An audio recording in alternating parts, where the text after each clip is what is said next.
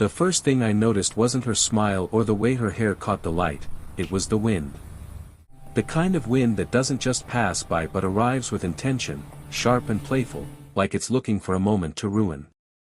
It swept through the open terrace cafe just as she stood up, tugging at napkins, rattling glasses, and lifting the hem of her carefully chosen outfit at the worst possible time.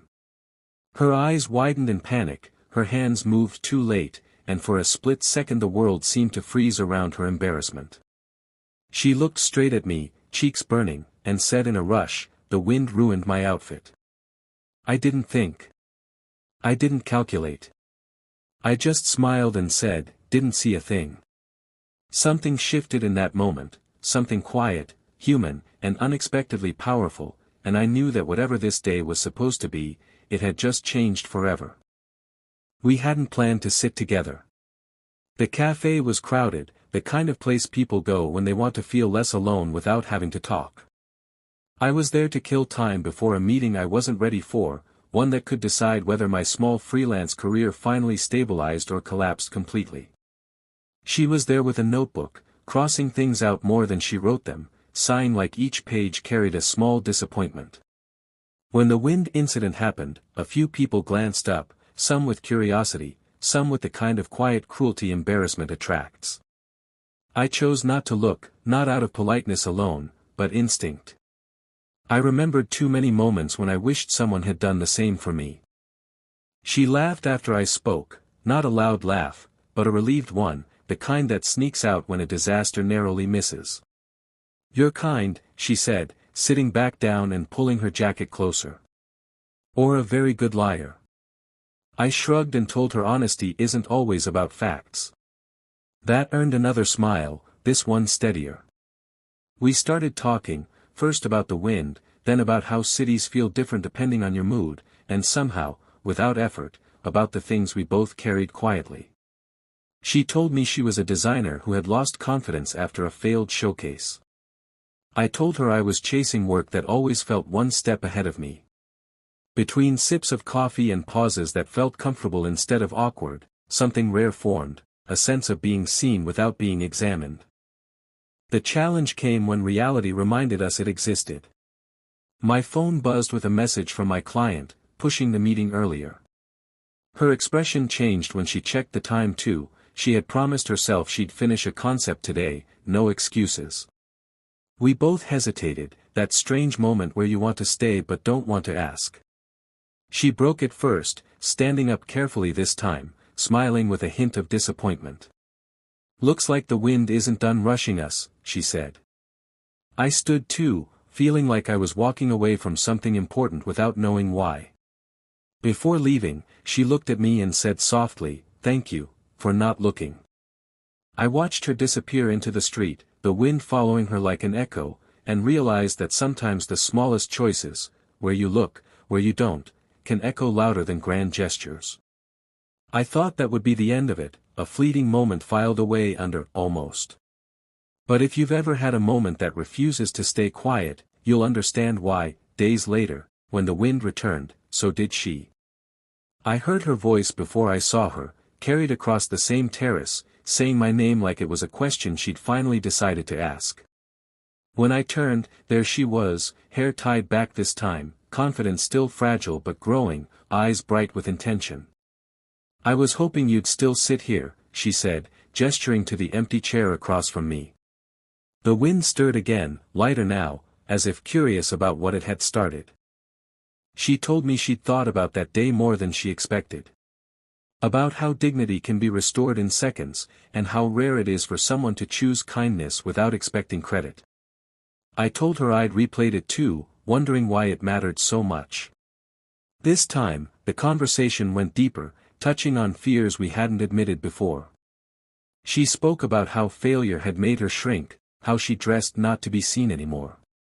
I admitted how rejection had trained me to brace for disappointment before hope could form. The wind picked up again, testing us, fluttering at her sleeve, but this time she didn't panic. She smiled at it, then at me.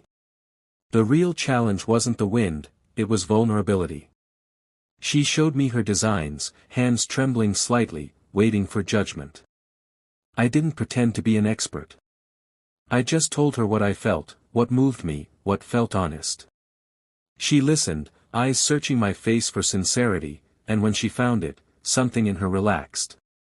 In return, she asked me why I kept chasing work that drained me. No one had asked me that before. Answering felt like stepping into the wind on purpose, letting it strip away excuses. By the time the sun dipped low, the terrace was quieter, the wind calmer, as if satisfied. She stood again, the same place, the same breeze brushing past, but this time she didn't apologize. "If the wind ruins my outfit again," she said with a playful seriousness, "I know who I want nearby." I smiled, not because I didn't see anything, but because I finally saw everything clearly. We didn't promise forever. We didn't rush. We just walked together, matching our pace to the wind instead of fighting it.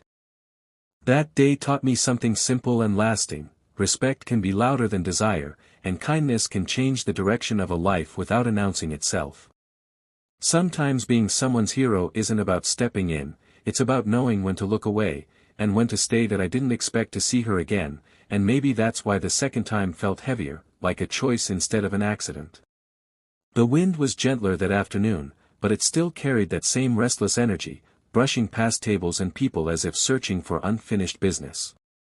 I was already seated when she arrived, not because I was early, but because I'd started coming there more often than I admitted to myself.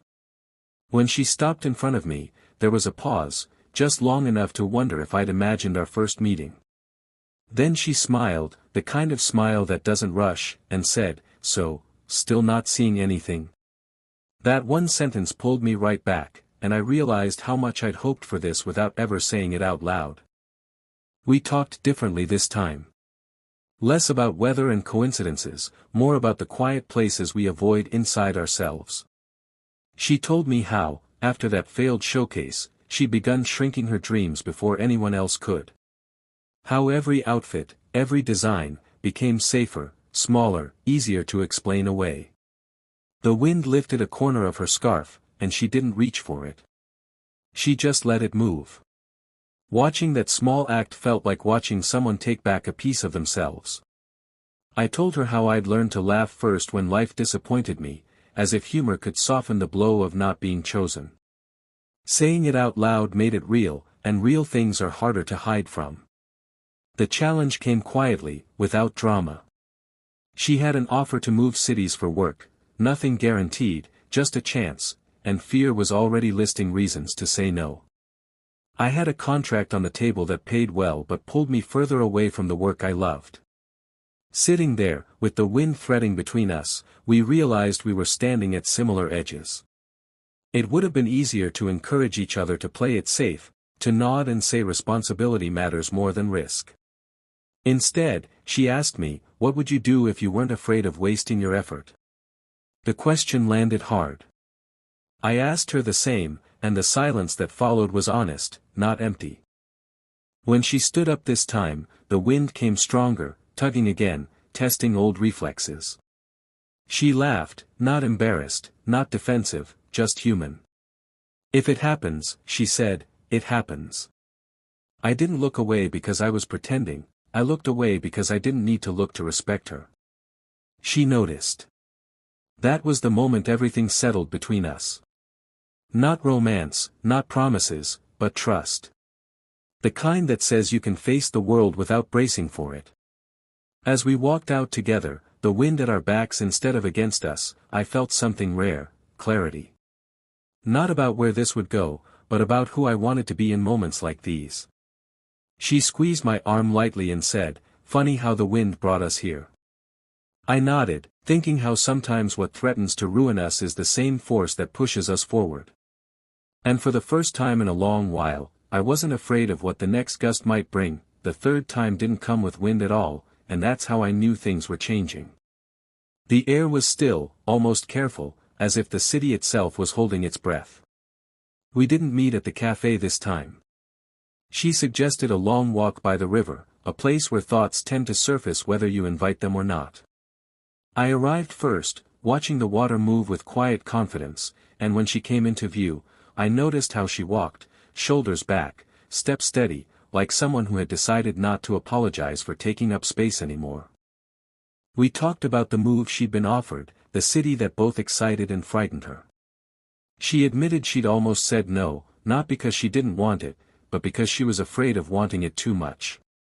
I listened, realizing how easily fear disguises itself as practicality. When I told her I'd turned down the contract that would have paid my bills for months, her eyes widened. Not in disbelief, but recognition. That must have been hard, she said. It was, and saying yes to uncertainty felt like stepping off solid ground. But standing there, I understood that choosing growth always feels like loss at first. The challenge between us surfaced then, unspoken but present. Distance has a way of testing intentions before they're fully formed. She asked me what this was, gesturing loosely between us, as if afraid to define it too sharply. I told her the truth, that I didn't know yet, but I knew how it felt to be around her, lighter, braver, more honest. She smiled, but there was sadness there too. I don't want to build something just to leave it behind, she said. I told her maybe some things aren't built to be kept, but to be carried. We stopped by the railing, watching the river pull everything forward without asking permission. She reached into her bag and pulled out a folded sketch. It was a design she'd been working on since the cafe, the first one she hadn't tried to make smaller. She asked me to look, really look, and this time I did. I told her it was bold, imperfect, alive. Her eyes filled, not with tears, but with relief. That's how I want to live, she whispered. Hearing that felt like being trusted with something sacred.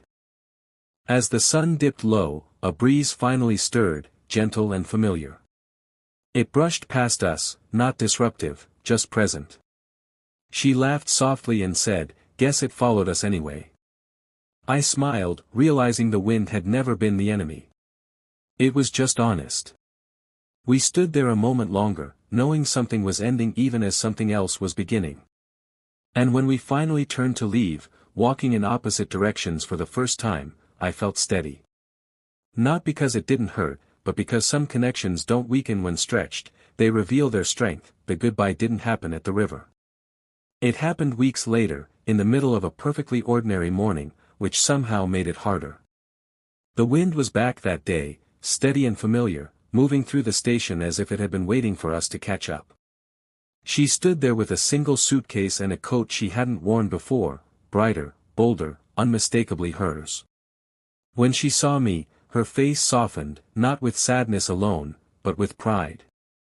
I almost wore something safer, she admitted, fingers brushing the fabric, but I didn't want to start over by hiding again. We sat on a bench and talked the way people do when time is limited, honest, unfiltered, careful not to waste a word. She told me she'd accepted the move, signed the papers, and finally felt afraid in the right direction. I told her I'd found work that didn't promise security but felt like truth, and that some days were terrifying and some were quietly perfect. The challenge between us hovered there, unspoken but undeniable, the question of what we owed each other now. She reached for my hand, squeezed it once, and said, "I don't want us to make promises just to feel better." I nodded, grateful for the relief that truth brings. When the announcement came, the wind picked up, tugging at her coat like an old habit trying one last time.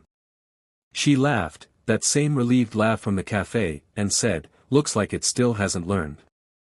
I smiled and replied, "Maybe it has." She stepped closer then, not to hide, not to apologize, but to choose. The hug we shared was brief but complete, the kind that doesn't leave loose ends. As she pulled back, her eyes searched mine. "You know," she said, "that day you said you didn't see a thing, you helped me see myself." I felt that settle somewhere deep, heavier than any goodbye. As she walked toward the gate, I didn't look away. I watched her go with clarity, not longing. The wind followed her, lifting the edge of her coat, and she didn't flinch. She just kept walking. Standing there, I understood the message the whole story had been trying to tell me. Respect isn't passive. Kindness isn't small. Sometimes the most powerful thing you can offer someone is the space to stand tall, even when the world tries to pull at them. I left the station lighter than I arrived, carrying no regrets, only gratitude. The wind brushed past me one last time, no longer disruptive, just moving on. And I smiled, knowing that some moments don't stay, but they change you enough to last forever.